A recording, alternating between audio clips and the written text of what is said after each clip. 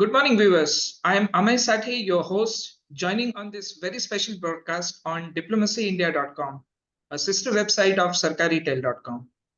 India's Act East policy, with focus on countries in Southeast Asia, has added a new feather. Direct flights from Cambodia to India by the Cambodian national flag carrier, Cambodia Angkor Air. To talk more on this, we have been joined by none other than the Ambassador of India to Cambodia, Her Excellency Dr. Devyani Khobragade, joining us from Phnom Penh, the capital of Cambodia. Before we start the interaction, a short profile of Ambassador. Doctor by profession, she joined the Indian Foreign Service in 1999. Before assuming charge of ambassador, she was heading the capacity building of cultural heritage projects of the Ministry of External Affairs as Joint Secretary, Development Partnership Administration. Besides this, she has served in Berlin, Islamabad, Rome, and New York. Dr. Khobragade has published a collection of short stories as well as a popular children's book, The Adventure of Young Ambedkar. She is a certified yoga instructor and a distant runner. She also has a deep interest in Vipassana meditation and Buddhism. Welcome, Your Excellency, Dr. Devyani Khobragade, to this very special broadcast. Thank you and namaskar, Amaya. To start with my first question, since 1952, India established diplomatic relations. How important is this air connectivity in terms of historical connect between India and Cambodia? Amaya, this is a very important development in the bilateral relations of Cambodia and India because we have, as you rightly stated, bilateral relations established since 70 years, and last year we celebrated our 70th anniversary. Cambodia and India are like extended civilizational sister countries, and Cambodia is one of the countries where the Indic civilization imprint is very, very evident. The testimonial for this are the magnificent Angkor Wat temples that are the largest Hindu temple complexes in the world. And not only that, the Indic imprint, civilizational imprint can be seen in our language. There are almost 3,000 Sanskrit words in Khmer language. It can be seen in our attire, textiles, and also the culinary similarities are quite evident. Given this kind of connect, and of course the other imprint of Buddhism, apart from Hinduism, Buddhism is also a very strong connect. This country has 98% Buddhist population, and they look upon India as their ancestors and their civilizational sister country. So in this context, we feel that the direct linkage, air linkage, has brought the extended neighborhood closer to India, and we will be able to now enjoy and appreciate and be proud of the Indic civilizational imprint that will be very accessible to Indian travelers and tourists. And not only that, but also Cambodians who travel for pilgrim purposes to India, especially to Bodh Gaya, will have a very convenient access. This will also lead to more medical tourism. We see more and more Cambodians traveling to India for medical purposes because of our well-known medical facilities, which are available at affordable price points.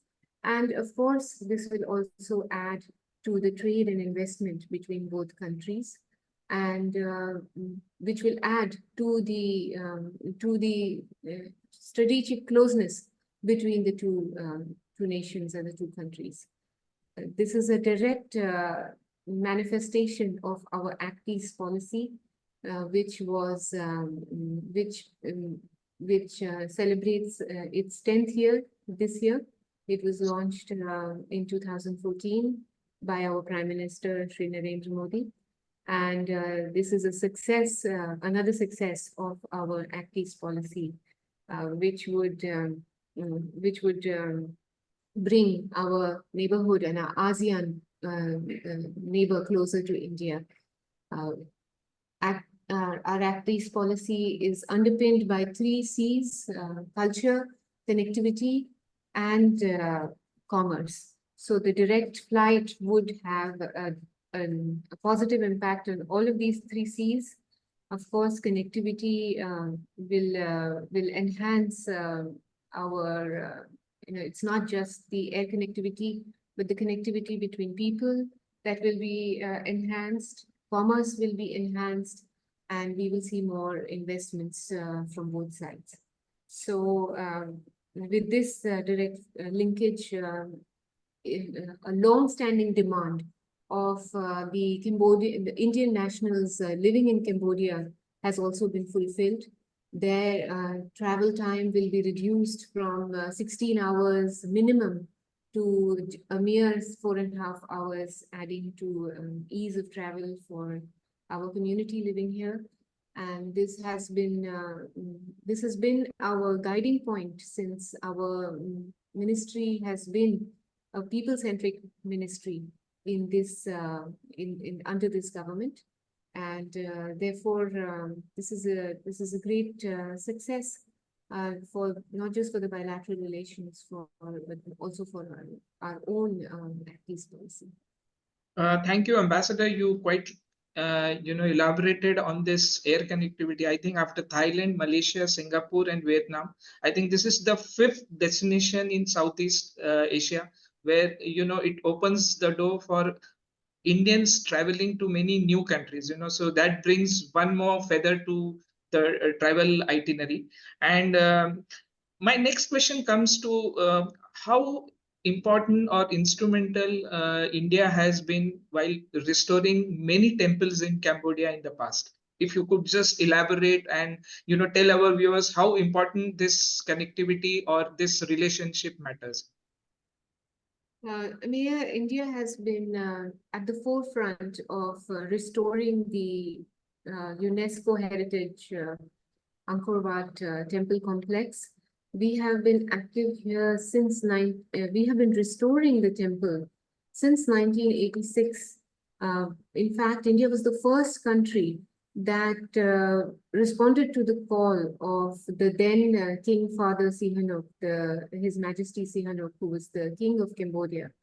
At that time, when immediately after the fall of the Khmer Rouge regime, no other country was ready to come to Cambodia to help Cambodia in restoring their heritage temples of the Angkor Wat. However, we responded because we felt it was our responsibility as part of our shared cultural heritage, since these temples are a beautiful example of the Indic influence and the synthesis of Indian civilizational and Khmer tradition. So we have been active here since 1986, when we restored the Angkor Wat temple. And after that, we have now been working on the Ta Prohm, the world famous Ta Prohm temple, also, which is now in its 3rd phase of restoration. And we have committed around $4.6 million for this project. And we are also on the International Coordination Committee of the UNESCO for the Previhir temple, which is another UNESCO heritage temple dedicated to the Lord Shiva. We sit on the ICC, the International Coordination Committee, along with China, and we have actively started working on the ground. All of the studies are complete, and we intend to start hitting the ground very soon, in a couple of months. So we have been at the forefront of restoring our shared heritage culture which is preserved in Cambodia through the Angkor Wat and the Prairie Hill Temple. We also have taken many other projects, such as the restoration of Ramayana murals in Wat Rajabo, which is a living Wat and has beautiful Ramayana frescoes on its walls and its ceiling. We intend to complete that project again by early next year. We also have a textile museum that we have built here, which showcases the shared textile commonalities between the Mekong region and the and India. We call it the Mekong Ganga Textile Museum. So there are many small projects other than the big projects of Angkor Wat and Prairie Hill that we are active in, because we feel that it is our shared cultural heritage that we preserve when we undertake one of these projects. Thank you, Ambassador. It has been your, I think, untiring efforts to, pursue and get this air connectivity being started. And I'm sure this air connectivity has added a new dimension to India-Cambodia bilateral relations. This will also throw open new business opportunities for many entrepreneurs who would like to do business with Cambodia. Thank you, Ambassador, for, coming on this very special broadcast and, sharing and giving us insights about India Cambodia relations with air connectivity at the forefront. I think it throws open opportunities for many other things like trade, tourism.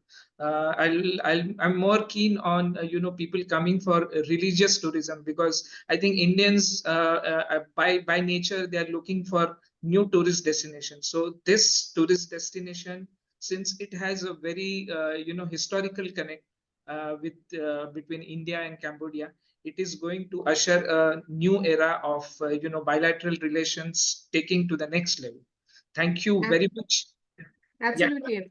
I'm sure that we will see lots of Indians who will take a lot of pride when they come here and see these magnificent temples that reflect our civilizational outreach to our ASEAN region.